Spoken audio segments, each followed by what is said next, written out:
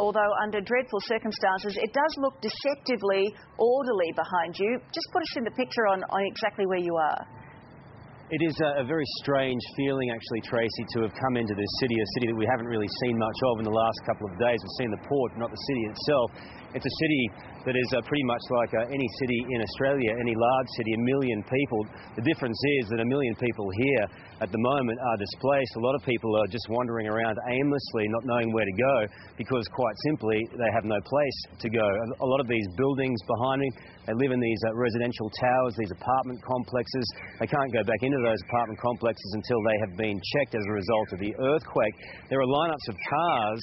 These cars behind me are lining up for essential services, basic necessities, your bread, your milk, your water, and also for petrol. These lineups go for kilometres for just the basics of life. And as you head from the city centre, about 40 minutes drive normally out to the port, it's taking in excess of 2 hours. There are that many cars on the road because a lot of people are staying and actually living in their cars at the moment until they have some level of accommodation. There are 215,000 people in this city alone that have no place to go and that are in these evacuation centres that are sprinkled around the city at the moment. But down towards that port area, Tracy, that's where the real devastation happened for this city. It has been wiped out down there, and there are 300 people who have lost their lives. But certainly from the port, as you head up further north along that coastline where that tsunami hit, that massive wall of water, that's where the real damage has been really affected on those coastlines. And there are a lot of people